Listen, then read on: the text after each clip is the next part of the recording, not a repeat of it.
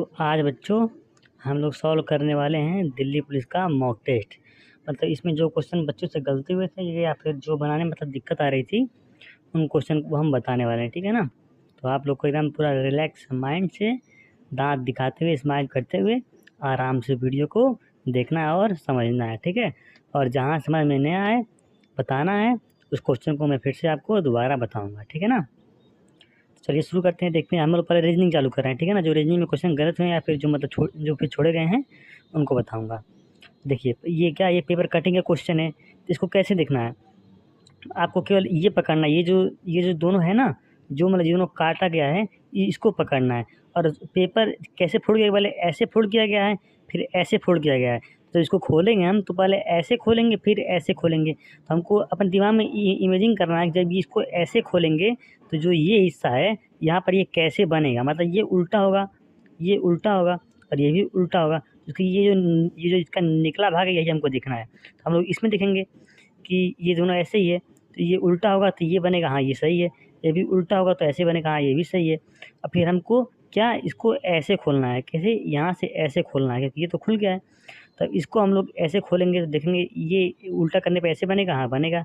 ये ऐसा बनेगा, हाँ बनेगा। उसी तरीके देखेंगे ये वाला उल्टा करने पे ये बनेगा, तो नहीं, ये नहीं बन रहा है, तो ये गलत हो गया। फिर ऐसे हम लोग इसको देखेंगे, ये उल्टा करने पे ये बन रहा है, हाँ बन रहा है। ये उल्टा करने पे ये बन रहा है, हाँ बन रहा है। फिर इसको हम लोग ऐसे खोलेंगे, इधर से इधर खोलेंगे, तो ये उल्टा करने पे ये बन रहा है, नहीं ये नहीं बन रहा है, ठीक है। तो ये भी गलत हो गया। फिर इसको देखेंगे हम लोग, ठीक है। तो ये भी नहीं बन रहा, ये सीधे ही उल्टा करने पर दूसरा आ जा रहा है। अब खुद देखो, उल्टा करने पे ये छोटा वाला कैसे आएगा, ये बड़ा वाला आएगा ना इधर। जैसे यहाँ पर उल्टा करने पे ये आया था तो ये वाला गलत है, ठीक है ना। हम चौथा ऑप्शन देखते हैं। चौथा एक में नहीं आ रहा था तो चौथा हम यहाँ देखते हैं, ठीक है। तो ये वाला उल्टा करने पे ऐसे हो गया, ये वाला उल्टा करने पर मतलब खोलने पे तो उल्टा ही होगा ना, तो ऐसे हो गया। और फिर इसको हम लोग उल्टा करेंगे तो ऐसे होगा, फिर इसको उल्टा करेंगे तो ऐसे होगा। तो ये पूरा उल्टा करके समझ लीजिए, ये आधा कर लीजिए, इसको यहाँ से आधा कर लीजिए, इसको खोलेंगे तो यही वाला छपेगा। तो ऐसे चौथा ऑप्शन होगा, ठीक है ना। ऐसे एक एक मिला करके थोड़ा ध्यान से करेंगे ना तो गलत नहीं होगा। ये पता है क्या, ये सारे बच्चों को मतलब ये बच्चे कर सकते हैं। पर क्या होता है ना, बच्चे थोड़ा जल्दीबाजी में करते हैं और पूरा सही से मैच नहीं करते हैं, इसलिए होता है। आपको ना पूरा मैच करना, ठीक है ना, पूरा खोल के मैच करना है, ठीक है ना। और 3 ऑप्शन गलत हो गए तो चौथा अपने आप सही हो जाएगा, ठीक है ना। हम लोग अगला रीजनिंग का क्वेश्चन देखते हैं, कौन सा था, ये वाला। ये भी पेपर कटिंग का था, तो इसको भी हमको वैसे ही ध्यान से देखना है। पहले क्या देखना है, पहले ये वाला जो है, ये जो त्रिभुज वाला है इसको पकड़ेंगे, ठीक है। देखिए पेपर फोल्ड कैसे हुआ है, ऐसे फोल्ड हुआ है फिर ऐसे फोल्ड हुआ है। तो खुलेगा कैसे, पहले ऐसे खुलेगा फिर इधर से इधर खुलेगा, ठीक है ना। तो पहले इसको हम जो इधर खोलेंगे तो ये जो त्रिभुज है, ये इसका जो नुकीला भाग होगा ये ऊपर की तरफ होगा, ठीक है। फिर जब उसको हम लोग इधर खोलेंगे तो इधर नुकीला भाग रहेगा, तो इसका भी इधर नुकीला भाग रहेगा, इसका नुकीला भाग इधर रहेगा।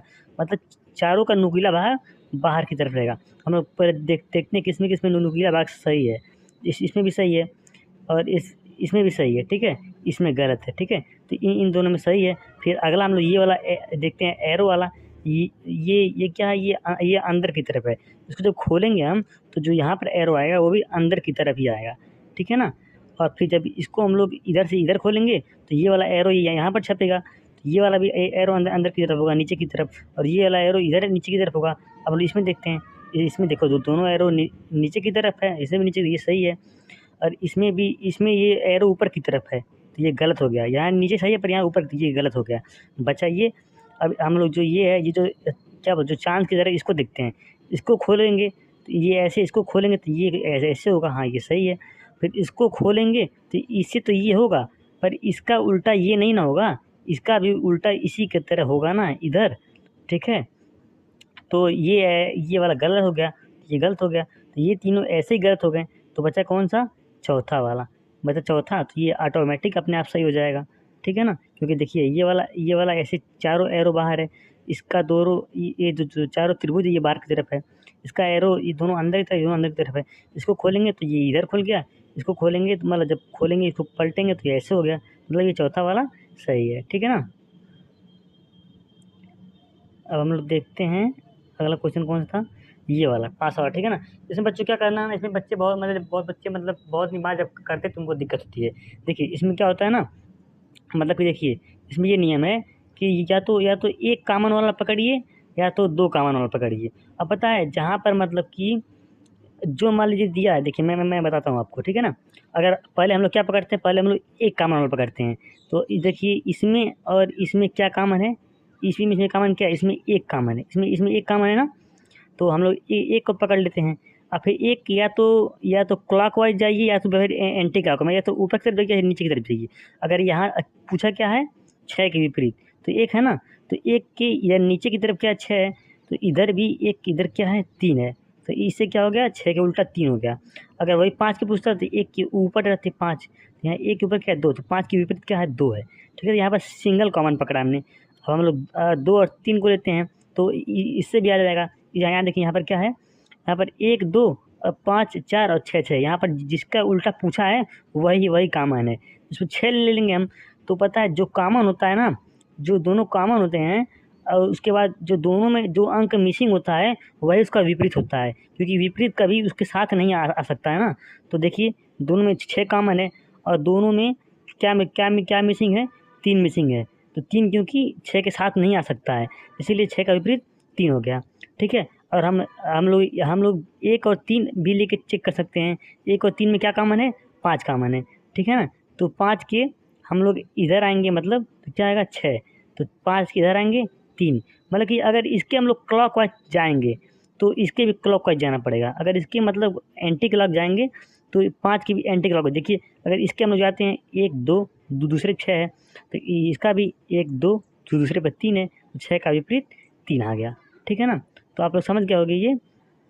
ठीक है, अब ये वाला क्वेश्चन पता है क्या किया है, ये बच्चे इसको भी आप लोगों ने थोड़ा ध्यान से किया होता, ये भी क्वेश्चन हो गया होता। देखिए क्या किया है, ये वाला है ना। पहले इसको रीजनिंग में ऐसे ही होता है कि कोई तुक नहीं लगाते हैं, बस अपने सब कर देते हैं। देखिए पहले क्या है, पहले ये 90 एंगल घुमा है, पहले ये 90 अंश घूम गया है, ये 90 अंश घूम गया है। फिर इसका जो पिंट वाला है ये भाग ऊपर की तरफ हो गया है। मतलब कि पहले ये देखिए यहाँ पर दिखाता हूँ, ये ऐसे था, इसका पिंट वाला भाग ऐसे था। पर जब ये नीचे, जब इसको 90 डिग्री घुमाएंगे तो यही इसका भाग, मतलब कि ऐसे होना चाहिए ना, ऐसे होना चाहिए ना, जब ये घूम के ऐसे आएगा था। पर इसको क्या किया है, इसको पलट दिया है और इसको ऐसे कर दिया है। ठीक है ना। तो भाई पहले इसको 90 डिग्री घुमाया है और फिर उसके अगली बार इसको क्या 45 घुमाया है। कैसे, पहले ऐसे था तो इसको क्या किया है, इसको इधर कर दिया है, इस दिशा में कर दिया। तो कितना घुमाया, 90 घुमाया। फिर अगली बार क्या किया है, अगली बार खाली 45 घुमाया है। ऐसे था, फिर दूसरे में ऐसे हुआ, फिर अगली बार इधर कर दिया, 45 ही कर दिया है। ठीक है ना। और फिर अगली बार देखिए इधर गया तो 45 कर दिया। और फिर अगली बार 90 कर दिया है। 45 ये और 45 ये, अगली बार 90 कर दिया, यहाँ से सीधे यहाँ कर दिया है। और जो ये पलट रहा है ये हर बार में चेंज हो रहा है। देखिए अगली बार एक बार मतलब ये ऐसे था, कैसे, एक बार ऐसे था फिर ऐसे हो गया, फिर अगली बार ऐसे होगा, फिर ऐसे होगा, मतलब ऐसे ऐसे होता रह रहा है। ठीक है ना। फिर 90 घूम गया, कितना हुआ, पहले 90 घुमा, फिर 45 घुमा, फिर 90 घुमा, फिर 45 घुमा, तो फिर क्या होगा, फिर 90 घूमेगा। तो ये इधर है, तो ये इस दिशा में है, तो 90 घूमेगा तो ऊपर की तरफ हो जाएगा ना, ये ऊपर की तरफ हो जाएगा। और जब ऊपर की तरफ होगा तो ऐसे हो जाएगा, और ये क्या है, ये ऐसे हो जाएगा। पर ये पलटेगा, यहाँ पर है ना, पर ये पलटेगा, ये ऐसे होगा और ये ऐसे हो जाएगा। ठीक है ना। ये ऐसे हो जाएगा। और देखिए ऐसे वाला ऑप्शन कौन सा है, इसमें है नहीं, तो चौथा ऑप्शन देखिए, इसका चौथा ऑप्शन सही है। ठीक है ना, इसका चौथा ऑप्शन हो जाएगा। ठीक है ना। तो उम्मीद करती हूँ ये भी आपको अच्छे से समझ में आया होगा बच्चों। ठीक है ना। अब एक क्वेश्चन ये बचा है, इसको ना बहुत ध्यान से करना पड़ता है। अगर ध्यान से नहीं करोगे तो गलती हो जाएगी। आपको पूरा मैच करना, ठीक है ना। अच्छे से पता क्या करना है, एक एक पकड़ना, पहले पहला पकड़ना है, उसमें खोजना है। पहला पकड़ते हैं हम लोग, देखते हैं इसमें खोजते हैं, ऐसे साइड में देखना है। ऐसे हम जो पहले ऐसे लाइन खोजेंगे, ऐसे पहले हम लोग ऐसी लाइन खोजेंगे। ऐसी लाइन कहाँ कहाँ है देखना है, ऐसी लाइन जहाँ जहाँ वहाँ पर हमको खोजना है। तो इसमें सीधी लाइन कहीं नहीं दिख रही है। देखिए इसमें सीधी लाइन केवल यहाँ पर दिख रही है, तो ये ऐसा है नहीं। तो हम लोग इसमें देखेंगे, तो इसमें भी हम लोग सीधी लाइन, हम लोग को ऐसी लाइन पहले खोजना है। ठीक है ना। फिर उसके बाद ये वाला खोज लेंगे। ठीक है ना। तो पहले हम लोग इसमें देखते हैं, इसमें भी देखिए सीधी लाइन नहीं मिलेगी आपको। ठीक है ना। ये मिलेगी एक दो, लेकिन उतनी सीधी नहीं है। ये तिरछी, यहाँ भी तिरछी है। इसमें देखते हैं, इसमें देखिए ये तिरछी है, पर इसमें ये देखिए यहाँ पर मिल गया। यहाँ पर ये ऐसे आया है, फिर ऐसे गया। ठीक है ना। यहाँ पर ये ऐसे ऐसे गया, ये मिल गया। अब बाकी मैच करते हैं, बाकी भी ये ऊपर से ऐसे हुआ, ऐसे हुआ, ऐसे हुआ, ऐसे आ गया, यहाँ पर मैच कर गया।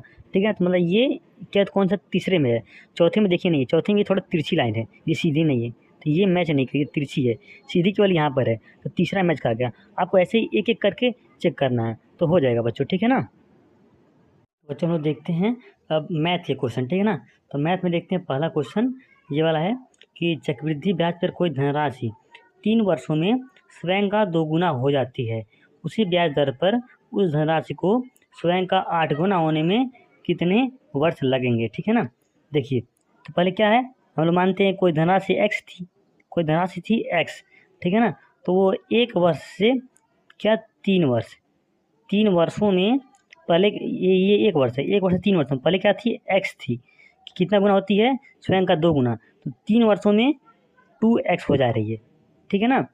अब पूछा क्या है, उसे स्वयं का 8 गुना होने में कितना समय लगेगा, तो 1 से 3 वर्ष में क्या हुई, 2 गुना होगी, तो 2x, और फिर 3 से 6, अगले अगले 3 वर्षों में फिर 2 गुना होगी, तो 2 से क्या हो जाएगी, 2 गुना होगी, क्या हो जाएगी 4x, ठीक है। ये अगले 3 वर्षों में, क्योंकि हर 3 वर्षों में आपको ये ध्यान देना है कि हर 3 वर्षों में वो स्वयं का 2 गुना हो रही है। तो पहले राशि x थी, तो क्या हो गई 2x हो गई, ठीक है, 3 वर्षों में। फिर अगले 3 वर्षों में फिर 2 गुना होगी, तो 2x से 4x हो जाएगी।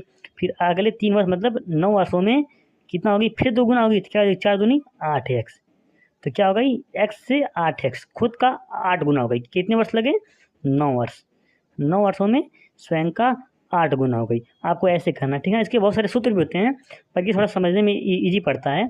आप ऐसे भी कर सकते हो, ठीक है ना, कि सीधे बोला है कि 3 वर्षों में 2 गुना, तो x से 2x हो गया।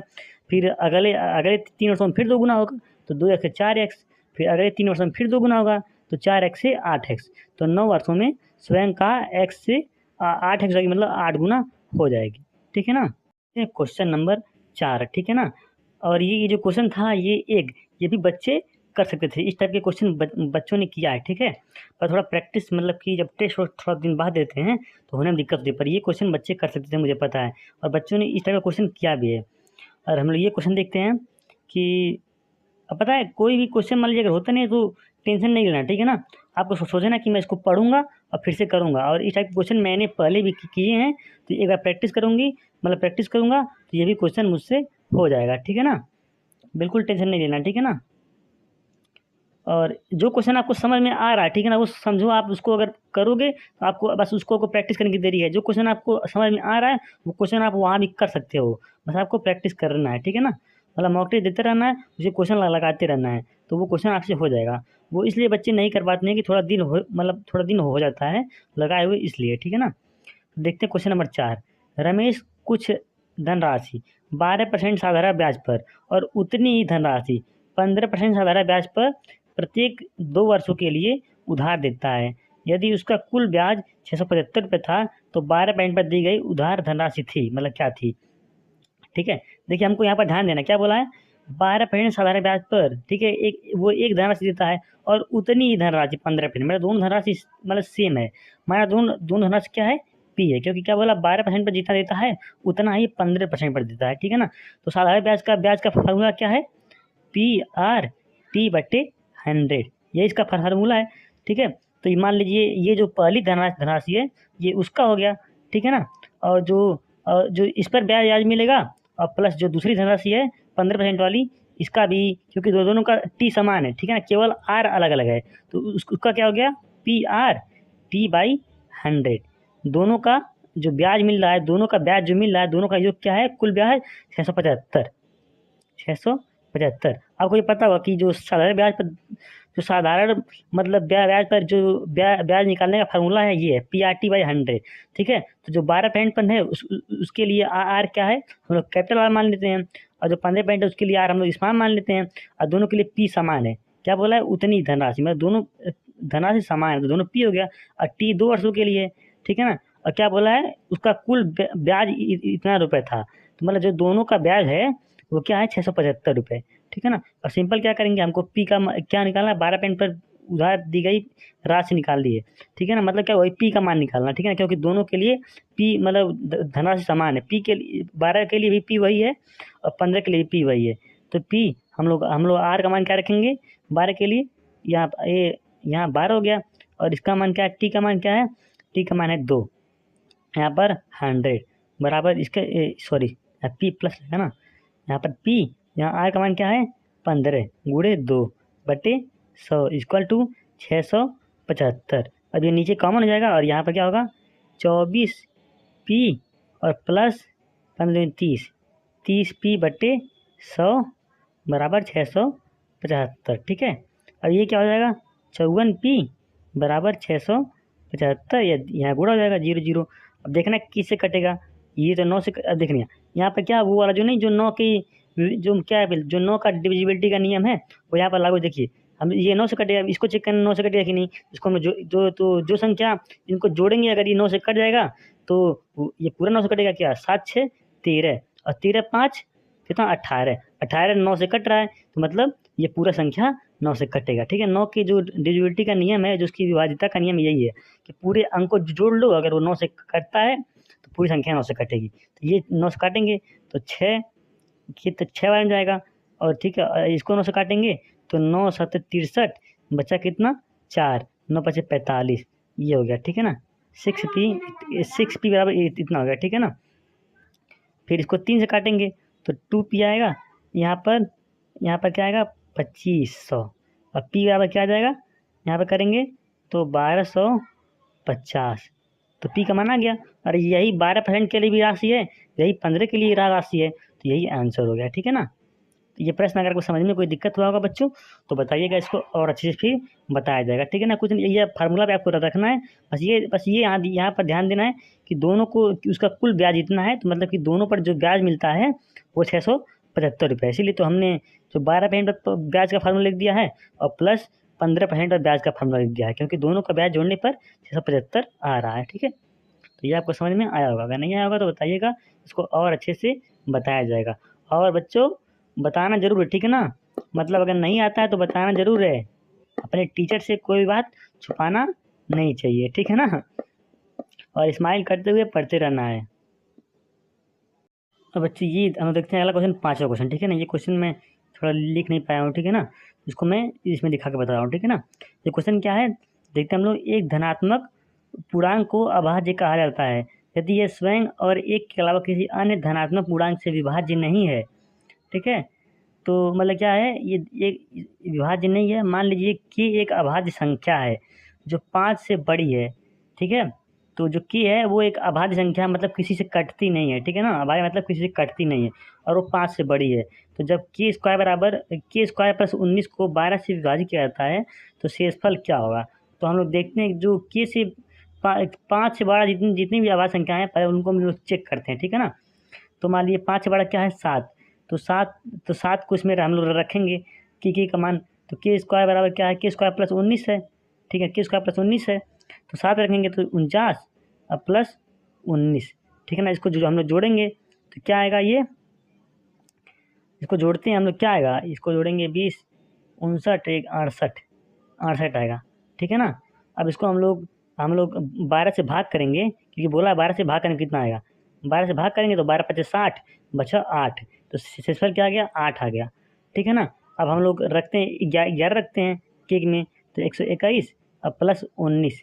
अब इसको हम लोग जोड़ेंगे तो क्या आएगा, ये 100 क्या आएगा 140 आएगा। ठीक है ना, ये 140 आएगा। ठीक है, इसको 12 से भाग करते हैं हम लोग तो 12 का नम 12 कितना बचा 2 बचा ना, यहाँ 20 हो गया, फिर 12 का नम 12 कितना बचेगा 8, तो यहाँ भी शेषफल बचेगा 8। ठीक है ना, तो मतलब कि के का मान हम कोई भी 5 से बड़ी अगर अभाज्य संख्या इसी में लेते हैं तो उसका थोड़ा सा लाइट फ्लैश चल रहा है ना। हाँ, अब देखिए के का मान कोई भी हम लोग लेते हैं अगर 5 से बड़ी अभाज्य संख्या तो उसका शेषफल 8 ही आता है। ठीक है ना, तो इसको हम लोग 8 यहाँ पर टिक कर देंगे। ठीक है, हम देखते हैं बच्चों क्वेश्चन नंबर 7। ठीक है ना, इसको आप लोग अच्छे से समझिएगा। ठीक है ना, इसमें दिया क्या है, कोमल 2 उपकरण प्रत्येक को 4982 की दर से बेचती है। ठीक है, यदि उसे पहले पर 6% लाभ और दूसरे पर 6% की हानि होती है तो दोनों उपकरणों की कुल लागत कितनी है। ठीक है ना, ये बोला है। ठीक है, तो हम लोग देखिए दोनों उपकरण दोनों को 4,982 में मतलब बेचती है कोमल, ठीक है। मतलब क्या है, उसका विक्रय मूल्य है, क्योंकि जिस दाम पर वस्तु बेचा जाता है वो उसका विक्रय मूल्य होता है, ठीक है ना। तो 4,982 दोनों उपकरणों का विक्रय मूल्य है। तो मान लीजिए पहली वस्तु पर 6% का क्या क्या होता है, लाभ होता है, ठीक है। तो क्या होता है, जो वस्तु का क्रय मूल्य होता है अब प्लस लाभ, वही वही ना विक्रय मूल्य होता है। तो हम लोग मानते हैं कि पहले जो जो इसका क्रय मूल्य था वो क्या था, 100, ठीक है। और लाभ कितना कितना हुआ, 6% का, क्योंकि जो क्रय मूल्य उसी पर लाभ निकलता है, तो 6% लाभ हो गया। अब क्या हो गया, 106% इसका विक्रय मूल्य हो गया, ठीक है ना। और यहाँ पर विक्रय मूल्य क्या दिया है, 4,982। तो 106% बराबर क्या क्या हो जाएगा, 4,982, ठीक है ना। और हमको क्या निकालना है, इसका कुल लागत, और जो लागत है वही क्रय मूल्य होता है, ठीक है ना, वही क्रय मूल्य होता है। और इसका क्रय मूल्य क्या माना है, 100। तो 100 का मान निकालने के लिए हम क्या करेंगे, 4,982 बट्टे 106 और गुणे 100, ठीक है ना। क्योंकि ये हम लोग जब ये क्वेश्चन हम लोग नीचे लाएंगे तो यहाँ बचेगा 1, तो अगर यहाँ पर 100 लिखेंगे तो इसमें 100 का भी गुणा करना पड़ेगा ना। तो अब इसको हम लोग सॉल्व करेंगे, ठीक है ना। तो इसको हम लोग काटेंगे इसको, तो पहले तो ये आएगा 53, ठीक है ना। और ये आएगा 2 और 4 और 1 बचा ना, 2 9 18 1, ठीक है ना। अब इसको हम लोग काटेंगे, इसको इसमें भाग करेंगे। तो मैंने इसको पहले ही भाग कर, अब इसको कहीं इसको साइड में भाग कर सकते हो या फिर डायरेक्ट कर सकते हो, ठीक है। देखिए हम लोग इसको डायरेक्ट भी कर सकते हो। कैसे, ये 5 है, ये 200, ये क्या 250 करीब है, तो 4 5 चौक 20, 200 जाएगा, और 3 चौक 12, क्या 212 जाएगा, ठीक है। 212 को 249 में घटाएंगे तो कितना आएगा, 37, ठीक है ना। हाँ 37 आएगा, और बचा 371। तो पहले 4 बनने गया था, ठीक है, और 371 है। तो हम लोग अब 371 देखते हैं 53 से कितनी आने जाएगा, तो 5 35, 350 और 321, कितना 7 में जा रहा है, ठीक है, 47। और ये क्या है, 2 जीरो, क्या आ गया, 100 का मान क्या आ गया, इसका क्रय मूल्य क्या आ गया, पहले का क्रय मूल्य क्या आ गया, 4700। इस तरह के दूसरे वस्तु का हम लोग निकाल लेंगे। मतलब ये दूसरे का भी हम लोग क्रय मूल्य मानते हैं 100, पर इस पर क्या हो रहा है, 6% की हानि हो रही है। तो जब जो हानि होती है तो हम लोग घटाते हैं, तो -6%, तो कितना आ गया, 94%। तो इसका विक्रय मूल्य क्या आ गया, 94%। तो 94% बराबर, और यहाँ विक्रय मूल्य क्या दिया है, क्योंकि दोनों का इतना विक्रय मूल्य है, 94 बराबर 4,982। तो हम लोग 100 का मान यहाँ पे निकालेंगे, उसका क्रय मूल्य, तो 4,982 बटे 94, सॉरी ये 49 लिख रहा हूँ मैं, 94 और गुणे 100। तो हम लोग इसको भी डिवाइड करेंगे, तो इसको जब हम लोग डिवाइड करेंगे तो ये जाएगा 53 बार में, ठीक है ना। तो यहाँ पर हम इसका 100 का गुणा हो जाएगा, इससे इसको भाग करेंगे तो 53 मिल जाएगा, ठीक है ना। मैंने पहले ही कर लिया ताकि थोड़ा मतलब वीडियो लंबा ना हो, ठीक है ना। तो यहाँ इसका क्रय मूल्य आ गया क्या, 5300, ठीक है ना। बोला क्या है, दोनों का कुल लागत, दोनों वस्तुओं का, तो इसका 47 है, इसका 53 है, दोनों को जोड़ देंगे क्या आ जाएगा, 10,000। दोनों को जोड़ने पर जाएगा 10,000, तो दोनों का लागत क्या हो गया, 10,000 रुपये, ठीक है ना। तो आपको यहाँ से समझना है, ठीक है ना, कि यहाँ पर मान लीजिए क्या 6% लाभ था, तो यहाँ पर विक्रय मूल्य क्या हो गया, 106%। यहाँ पर 6% हानि थी, तो क्रय मूल्य से घटेगा, तो क्या हो जाएगा, 94%, ठीक है ना। अगर ये समझने में आपको दिक्कत होगी तो बताइएगा, मैं इसको आपको x मान के बताऊंगा, ठीक है ना। जो मानते हैं ये x y मान के, तो वैसे बताऊंगा, तो वैसे भी आपको और अच्छे से समझ में आएगा। पर अगर ये आ जाएगा तो इसे थोड़ा जल्दी होगा, ठीक है ना। और उससे भी समझना होगा तो बताइएगा, लेकिन आपको बताना जरूर है कि ये क्वेश्चन बताना जरूर है कमेंट में कि समझ में आया कि नहीं, ठीक है ना। हम देखते हैं बच्चों क्वेश्चन नंबर 8, ठीक है ना। ये क्या है, इसमें दिया है कि ए बी से 3 गुना दक्ष कारीगर है। मतलब जो ए है वो बी से 3 गुना ज़्यादा कार्य कर सकता है। तो माना बी एक दिन में 1 कार्य करता है, तो ए उसका 3 गुना करेगा, तो वो 3 कार्य करेगा, ठीक है ना। आगे देखते हैं, और इसलिए बी से 60 दिन कम समय में कार्य पूरा कर सकता है। ए एक दिन में ज़्यादा कार्य कर रहा है, इसलिए वो बी से 60 दिन कम समय में कोई कार्य है उसको पूरा कर सकता है, ठीक है ना। तो दोनों मिलकर कितने दिनों में कार्य पूरा करेंगे, ठीक है ना। तो यहाँ देखते हैं हम लोग, तो मानते हैं कि बी कोई कार्य x दिन में पूरा कर रहा है, बी कोई कार्य x दिन में पूरा कर रहा है। तो यहाँ दिया है कि जो ए है वो बी से 60 दिन कम ले रहा है, तो बी एक्स माइनस जो ए है वो x माइनस 60 दिन में पूरा करेगा, क्योंकि बोला कि बी से 60 दिन कम ले रहा है, तो ए कितना लेगा, x माइनस 60, ठीक है ना। तो यहाँ क्या बोला, इसीलिए वो बी से 7 दिन कम समय में कार्य पूरा कर रहा है और कार्य वही सेम है। तो बी द्वारा किया गया कार्य, बी द्वारा कार्य जो किया गया कार्य होगा वो क्या होगा, एक्स गुणे क्या दिन गुणे उसकी क्षमता, क्या हो जाएगा एक्स गुणे एक्स, ये बी कार्य करेगा। और वो वही कार्य जो ए है वो एक्स माइनस 60 दिन में कर रहा है और ये कितना कार्य कर रहा है, एक दिन में 3, तो इसके द्वारा किया गया कार्य वही सेम कार्य, दोनों बराबर होंगे ना, दोनों बराबर होंगे। ठीक है ना, यहाँ पर आपको समझना कि कैसे बराबर होंगे, क्योंकि जो कार्य बी एक्स दिन में कर रहा है मतलब वही कार्य ए एक्स माइनस 60 दिन में कर रहा है, मतलब क्या वही कार्य कर रहा है, तो मतलब क्या दोनों सेम कार्य कर रहे हैं और वही सेम कार्य ये एक्स दिन में कर रहा है और ये ए जो है वो बी से 60 दिन कम ले रहा है, मतलब एक्स माइनस 60 दिन में कर रहा है। तो बी द्वारा किया गया कार्य बी गुणे 1, ठीक है ना, और ए द्वारा किया गया कार्य एक्स माइनस 60 गुणे 3, क्योंकि जो कार्य होता है वो कार्य क्या होता है, कार्य का जो सूत्र होता है वो क्या होता है कि दिन गुणे और उसकी जो क्षमता, दिन गुणे क्षमता या फिर दक्षता जो भी बोल लीजिए। तो बी द्वारा क्या है कार्य, दिन क्या कितने दिन में कर रहा है, एक्स दिन में, क्योंकि उसकी दक्षता क्या है 1 है, क्योंकि क्षमता मतलब 1 है।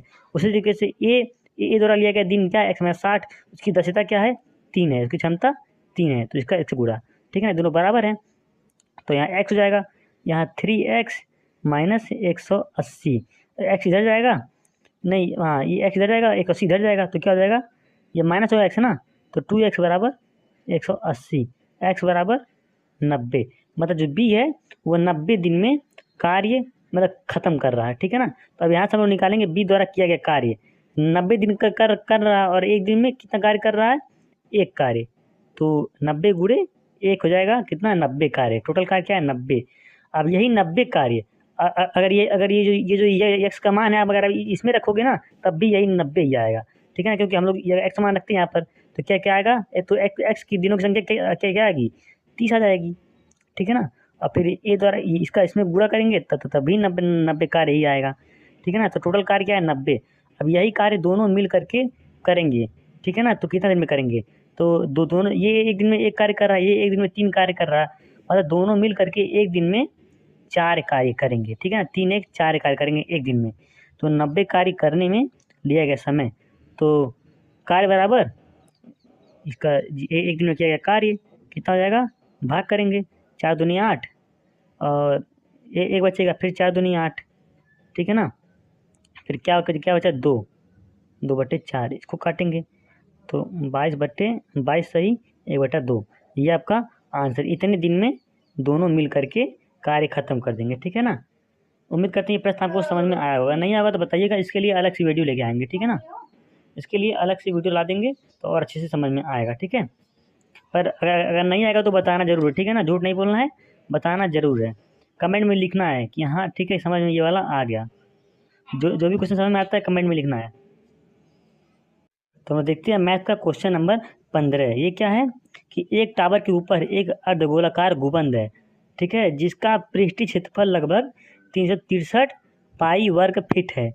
गुंबद का आयतन ज्ञात करिए, मतलब घन फीट में, मतलब उसका आयतन ज्ञात करना है। ठीक है ना, देखिए बच्चे कंफ्यूज रहते हैं कि जो मतलब उसका जो वक्र पृष्ठीय क्षेत्रफल होता है और पृष्ठीय क्षेत्रफल, तो जब भी पृष्ठीय क्षेत्रफल होता है ना तो जो उसका संपूर्ण पृष्ठीय क्षेत्रफल होता है वो वही उसका पृष्ठीय क्षेत्रफल है।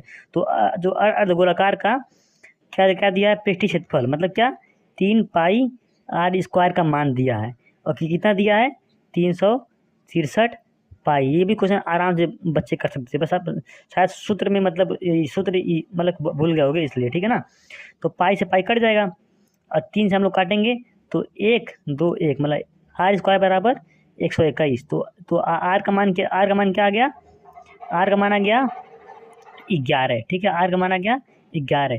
अब क्या पूछा है, गुंबद का आयतन पूछा है, तो अर्धगोले का आयतन क्या होता है, अर्धगोले का आयतन होता है 2/3 पाई आर क्यू, और जो आंसर दिया वो पाई में दिया। ठीक है, तो पाई का मान नहीं रखना है, तो क्या होता है 2/3 और गुणे पाई और गुणे 11 का क्यूब क्या होता है 1331, 11 का क्यूब होता है। ठीक है ना, तो ये हो जाएगा।